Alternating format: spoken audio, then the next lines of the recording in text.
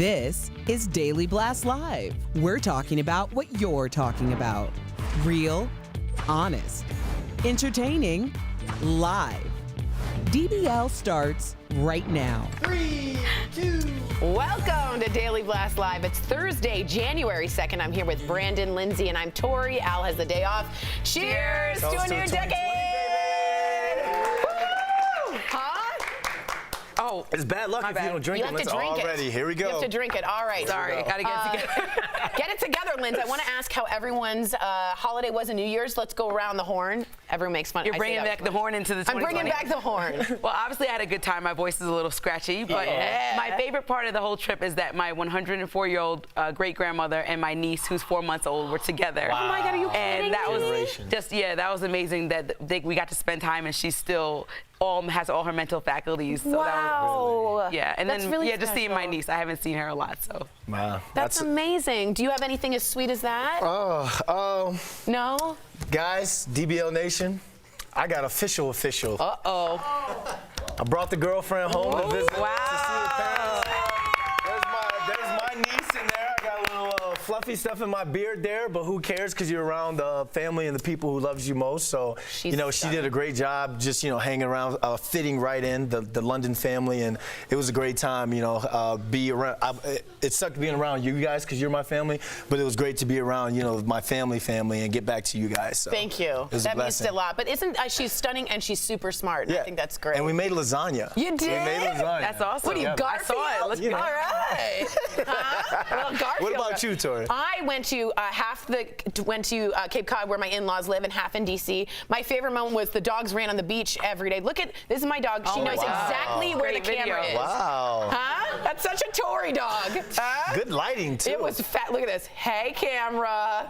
How you doing? Yeah, she knows. I wish I was on the beach, man. Even if it was cool outside. It was gorgeous, and I I manifested stuff for us. So get ready. All right, we're ready. Yeah. Now let's make some TV. Right. Yeah, there you go. Here we go. We are starting today with the Pope. He is apologizing for a moment of anger caught on camera. Check out what happened at a New Year's Eve event. A woman in the crowd grabs Pope Francis's right hand, yanks him back. He seems to almost lose his balance before slapping her hand twice. He then turns away. Now, the Pope later apologized, saying, quote, during his sermon, "Many times we lose our patience. I do too, and I'm sorry for yesterday's bad example." Does he have to apologize? Absolutely. Absolutely not. Am I right? Yeah. She pulled him really hard. That man is 83 years old. Like, he went for a real hard, kind of almost fall. But he did apologize because he also spoke about, putting your hands on a woman. So maybe he could have just been like, or that's what the security's for. What took them so long? They're just like marinating back there.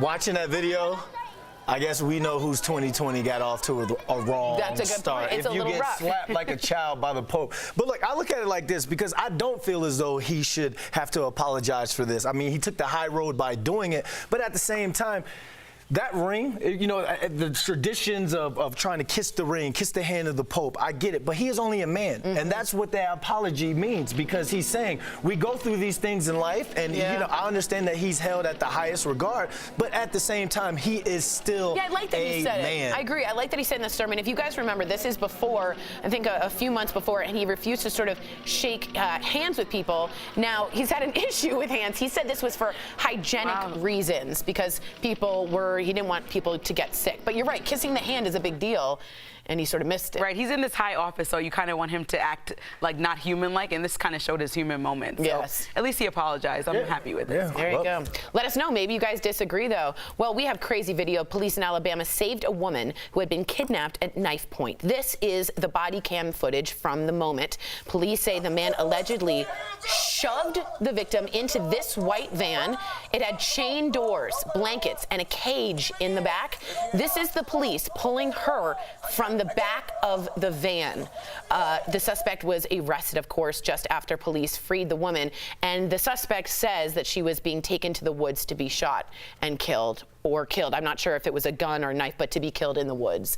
So when you see those things, you think, thank the police, thank the Blue Line, thanks for responding. And also thank the witness that followed the van all the way around the town until the police got there. She was just following it and on the phone while she was driving. Getting that license plate? Yeah, getting the license plate, getting information. So that, to see something and then really say something and do something about it, that's like hats off to her. And this is why I stopped watching First 48, and I can't really watch all these murder mysteries, because right there you see, someone made this. I know. Made this van, makeshifted this van to have to where she could tie the girl up, have cages. Just think of what was going through his mind while he was, you know, had his screw and the screw gun, and he's sitting there trying to make some sort of barricade that's so she can't get out. It's to, like, another level, you're saying. and that's why I can't look at these murder mysteries anymore, because you see what's going through this person's thought process as he or she is scheming, and they want to do harm to another human being. It's unfortunate. Well, I'm just really relieved that the cops, and thank you for saying something and seeing something you see. It can save lives just there. Well, we are learning more today about the death of Bobby Christina Brown's ex-fiance, Nick Gordon. Now, he died of a suspected drug overdose on New Year's Eve, and TMZ has the audio recording of the 911 call where they do describe a black substance oozing out of his mouth. Gordon became infamous following the 2015 death of Bobby Christina, who was Whitney Houston's daughter. She died after being in a coma for 6 months following being found unconscious in a bathtub in their Georgia home. Gordon was actually found legally responsible for that death in a civil suit, but never faced criminal charges. If you remember, she was found face down in a bathtub, just like her mother, unfortunately, face up. So there was some feeling that there was some kind of retribution. What's odd is Nick Gordon was adopted basically by Whitney Houston at age 12. So they almost grew up together, and then they were together and as he lovers. Was there when she, and then she apparently died. he's legally responsible. Yeah, I wonder, like, how come, and it's easy for me to sit here on this panel and say that he was adopted at 12, you know, from Whitney and the family, which means that he had no family. But why was there no support staff? Why was there no one looking after him? Why was no one constantly making sure he was in rehab and getting some sort of treatment? Because you talk about the PTSD that he had to have suffered after being civilly culpable for the death of his girlfriend, his best friend, you know, in a way. But a lot of people think he put her face down in that bathtub. Ooh. That's what a lot of people think. The thing to me, this whole thing is sad. Like you said, a lot of people had to be enabling them. Whitney Houston had a lot of access to a lot of help and people around her. And so she died in 2012, and then Bobby Christina, her daughter, in 2015, and then him at the end of 2019. It's just like an epidemic in the family of drug overuse and abuse. Such a good point. And it's just sad to see somebody else dying and nothing being done after all those years in between. A decade of pain. All those years, That's a really interesting point. Wow. Well, as second surviving R. Kelly documentary, Part 2, The Reckoning, premieres tonight on Lifetime. The new series updates what has happened since Part 1 aired last January, including material related to new accusations against him. And for me, the more interesting part here is more interviews with the parents of some of the women. R. Kelly, of course, is in jail after he was arrested in Chicago and is facing a long list of state and federal charges. He denies, of course, all the allegations against him. But one of his alleged victims, Faith Rogers, was on CBS this morning talking about what she hopes happens to him. Take a look. He needs to go to jail forever. There needs to be no getting out, no anything. I feel like it hasn't just been me. So if you want to just talk about the people in the documentary, let's talk about the people that weren't in the documentary. It's a track record. So even if it's not justice for me, for the next person, that's good enough. So just so you know, the reports is horrific of some of the things that he was doing, including urinating and awful, awful things to these girls. But it does delve more into what the parents were doing and interviews them at length to say, why were you letting your kids go with this man? Which I've always wondered. But maybe that's because I'm from a privileged background of parents that really cared. No, I think we watched this, and even when we watched Michael Jackson documentary, a lot of the questions were like, why did the parents have them there?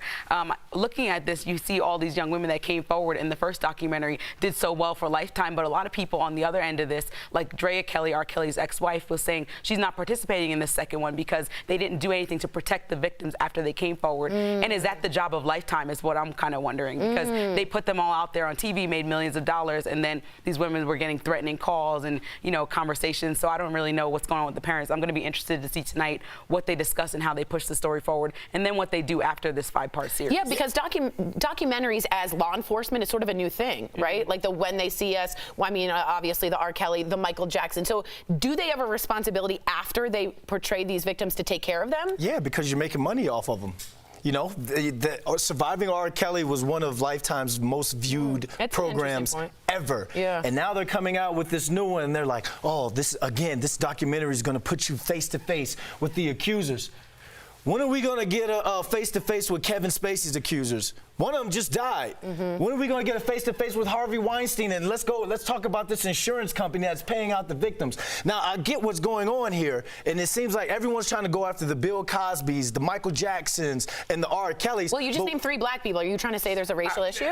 There's a lot of people in the black community who thinks that. And there's a lot of people who are upset with Oprah because of the whole leaving Netherlands. And now she's got a new documentary that's supposed to be coming out against Russell Simmons. Yeah.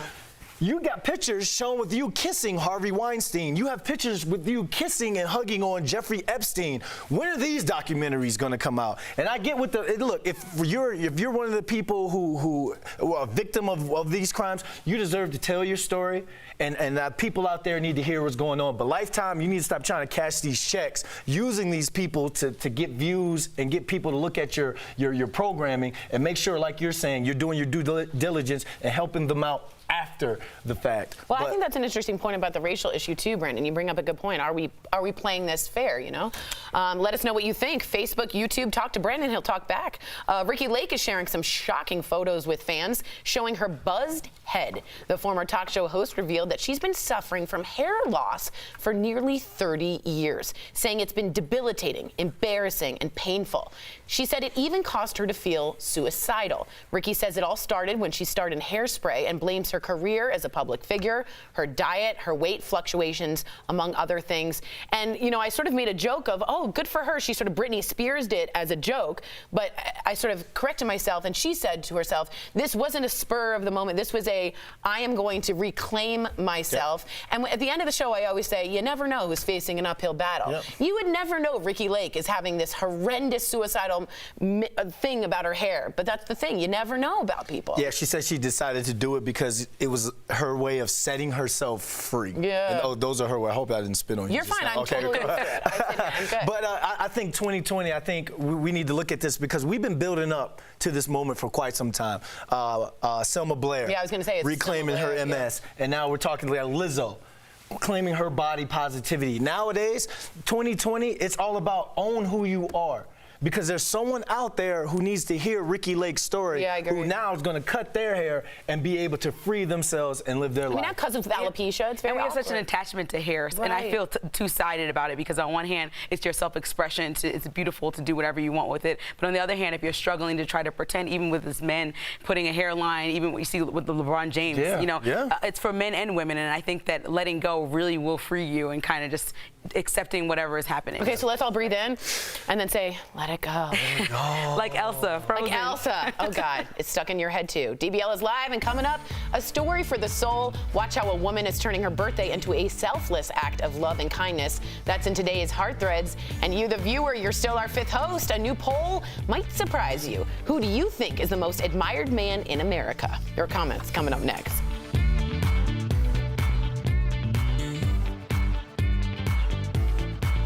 This isn't a liner. Well, to be clear. Hi, DBL Nation. Happy Thursday. It is not Monday. That's the good news here. It is the Mondayest Thursday ever, though. Don't you agree? Feels like Monday. Let's go to the desk and see what's going on with our host. Hey, guys. How was your break? Hey. Hello? Hi, What happened? What'd you ask? How's your break? How was your break? Well, also, in addition, I threw a 30th birthday party for Colin, my boyfriend. He's younger than me. Too. I'm a cougar. Wait, it's his birthday? It was December 24th. Oh, so I surprised him. I'm like, you know, we're gonna do something chill. I kept telling him I'm gonna show you Manhattan, Rockefeller Plaza, the tree, all go to the boring dinner. stuff. And he was like pretending to to be so happy about it, like, all right, you know, great times, you know. And then we get back to the hotel room and like 20 people are in there, and we went to a party. So rad. And that was the beginning of this. That's dope. So how did you organize that? Are you good at organizing? Well, actually, in a week in advance, I started harassing us. Even my little brother wasn't going to come because I sent a speech text message. This is the time, follow up. But everybody followed. Everybody came through. That's good. Yeah, that's really good. Rally the troops. I think I'm good at like hyping the crowd if I want to. I've been watching The Last Kingdom. It's so Really? good. Oh my God, it's so good. Anyway, they always do a battle cry like before. So I was trying to do one right before the show, and I'm like, today is the day of the new decade. And everyone's like, stop, we're working. I'm like, okay, I'm not gonna It's all right. Look, every now and rallied again, me. you got to throw pasta at the wall. Yeah. One sticks. One sticks and you're good. So right now, in 2020, you're 0 for 1. I'm 0 for 1 right now. And pasta sticking. That's but right. It's all good. You know what? I want to thank Willie Mae London, my grandmother, Hey, Willie, Willa? Willie Mae London. For having the entire family at the house. Nama, we had a great time. My uncles, it was kind of like you as well. We had generations of Londons all in the room, and we kind of set our tones for 2020, picked a word, and we're going to hold each other accountable for it. So exactly what I need. Accountability buddies. Right? Huh? All right.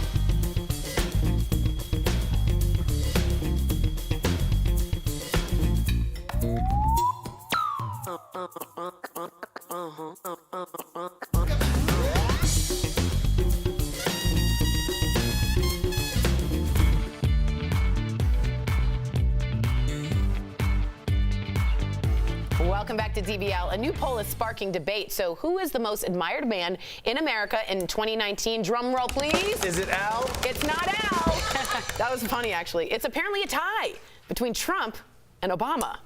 For the last 12 years, Obama was named the most admired man in the United States. Meanwhile, the most admired woman in America in his wife for 2 years running is Michelle Obama. So DBL Nation, who do you admire more, Trump or Obama? Wow. Okay, This is red meat. Okay. We're starting off hot.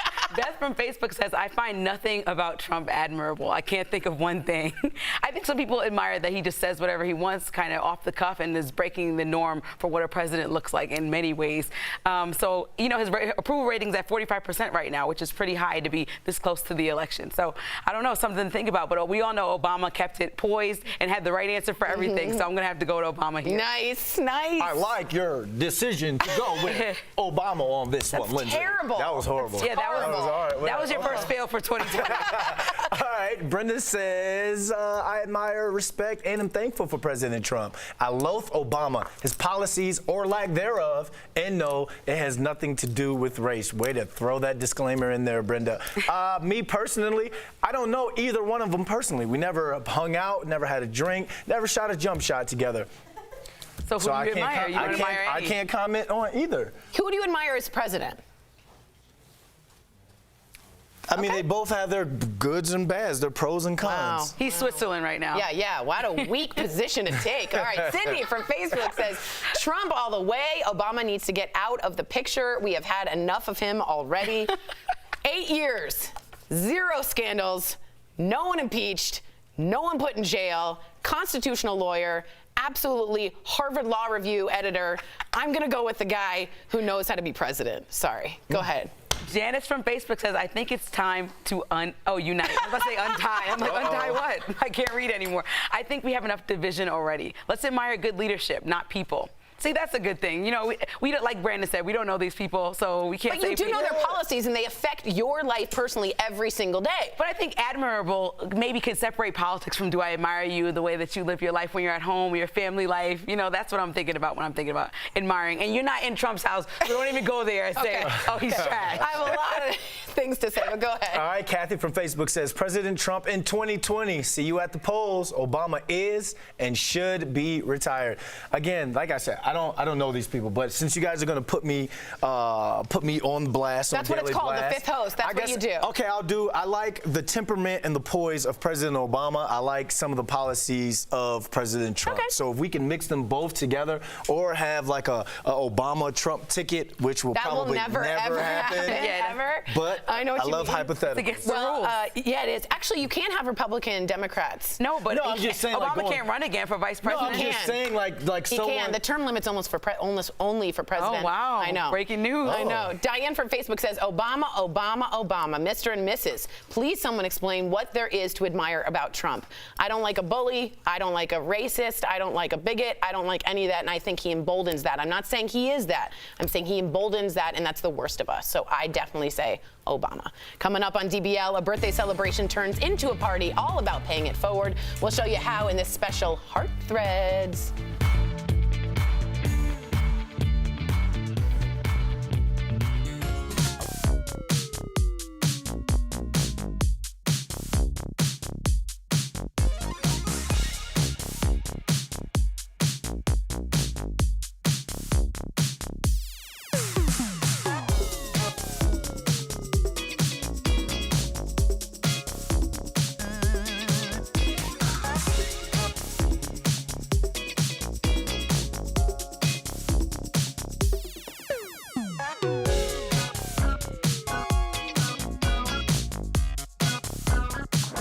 what's up, guys? So I was saying as to Chris that it's like a microcosm or a picture of America. We're just divided. I was also going to say that they only interviewed 1,000 people. 1,000 people. I don't know.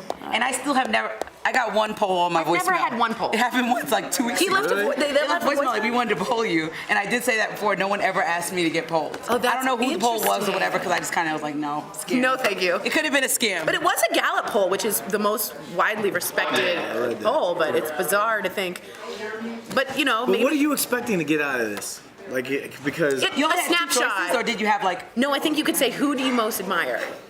Well, Oprah only got 3%. If that means anything, I think a lot of. For women? Really? Yeah, for the most admired woman. Really? Oprah got 3%. 3% Oprah?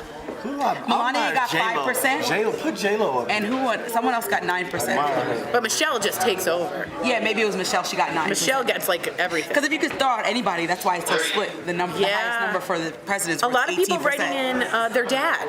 Yeah, like is that Marquita Baker? Marquita's in an airport. Marquita. What's up, Marquita? No, Brandy says, I don't admire either one. peace of mind. I admire my dad and husband. Tammy Gibson says, exactly, admire my dad too.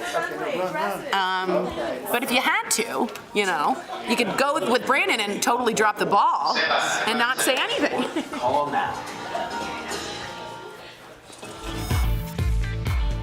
Welcome back to DBL. Today's Hard Threads is all about giving back. Now watch how this special woman celebrated her special birthday in a special way.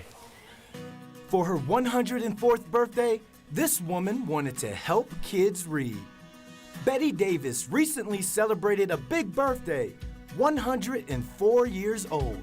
Oh, I'm doing fine. Instead of gifts, she wanted to give back to others. She asked for 104 books for an elementary school. Betty loved writing and did much of it in her career as a speech therapist. She earned 2 master's degrees and wrote her own curriculum book. Friends and family surpassed Betty's goal, collecting a total of 113 books. We want y'all to know that we have surpassed our goal with 113 books. Oh, how great. How great. Oh, how wonderful. Yeah.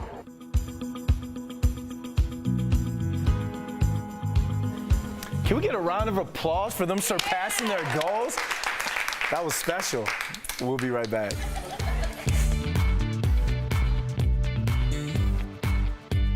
Promotional consideration is brought to you by... Hey guys, welcome back to Beauty Blast. Now, I'm your boy Jeray Banks, and I'm here to guide you through everything that you need to slay your life with all things beauty. Now, today, we're gonna talk a little about something called nails, hunty. Yes, the nail trends have been killing it in 2019, so far as we've even got some players that you wouldn't normally expect slaying the game this year. Now, one trend that's taking over Instagram by storm is the Skittles nail polish trend. Yes, my friend, I said Skittles and not the one you ate. We are not getting into 3D nail art just yet. Now, for this look, all you're going to need is 5 different colors and 5 fingers. You can use different fingers too. If you want to use 3 fingers, you'd be alright. However, all this trend is utilizing different colors on each nail for a fun, flirty look. Now, you can use bright colors, bold colors, opaque, whatever your heart feels or desires for that day. It's going to be very fashion forward. Now, the only bad part to this is if you chip a nail, honey, you better be prepared to have all 5 of those nail polishes in your purse because you're gonna be kind of SOL if it's your pinky color and you only have your ring finger with you on deck, okay? Now, with that being said, everyone's doing this and it looks super fun. I even wanna get in on this nail trend with my girl Melly at Mainstream Nails. What's up, sis? I'm about to see you next week. But even Harry Styles has been getting in on this. Recently, he actually hosted SNL and he killed it with this beautiful Skittles nail trend. His nails truly stole the show in every scene. Now, he even matched up his nails from sparkly sequin jumpsuits to a full-on all-red suit that just simply slayed. Now, the former One Direction singer has been seen using this Skittles nail trend earlier this year. If you might remember, he killed it at Met Gala 2019 with the Skittle nail, but this time at SNL, he really just stepped it up with that boldness a little bit more, and we are a fan hunty. Now, for more Beauty Blast videos or more beauty knowledge in general, make sure you're watching Daily Blast Live or Beauty Blast videos right here, or follow me at Jeray for this slay for more beauty talk. We'll see you guys next time. As the college application season kicks into high gear, schools are reporting a problem with this latest round of applicants. They aren't checking their email. Let's connect the dots. During the college application process, schools often send potential students a lot of important information via email. But this generation has come of age during the era of text messages, and some seem to find checking email too time-consuming.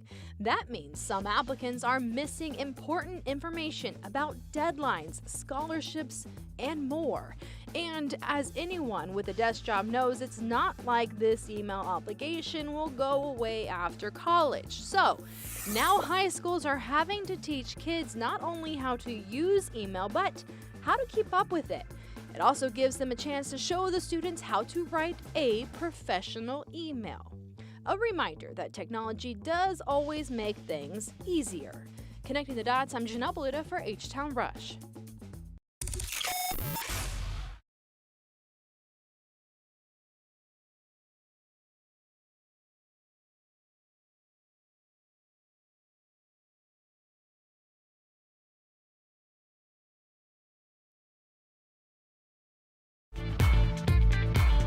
Welcome back to DBL. You'll never guess what trapped drivers on a highway in Washington state. Tumbleweeds. Check out this dramatic video of officials clearing, no joke, them off of cars that have become trapped underneath piles that were as high as 20 to 30 feet in some places. It took them nearly all night to clear away the highway. This all happened, though, on New Year's Eve. So imagine being trapped in your car for New Year's. I can't. I didn't think tumbleweeds like collected in that capacity? massive amount. Yeah, I thought one at a time comes down the street. I had to ask in the meeting, are tumbleweeds, I thought they were soft and fluffy. Turns out they're just not. Yeah, no, not at all. Who do you think brought in a worse 2020? You being stuck for 10 hours in tumbleweeds, or the lady that got slapped in the hand by the Pope? Which one would you rather? I'd rather get slapped by the Pope than get stuck in. I would 100% rather get slapped by the Pope than this. You'll never wash your hand again. Yeah. But you got slapped by the Pope like a child, like back up. No. But you'll always have his hand to remind you of that. This is awful. You're like, 10, 9, where are the weeds? Oh, there's this one. See, at least she has this moment to remember. Yeah, I prefer. Look at the frown. Look at her face. Look at the frown on his face. She just stuck back in. Yeah, she withdrew. Well, be careful, guys. We're all facing uphill battles, like we said. Be good. We'll see you same time, same place tomorrow. Bye, guys.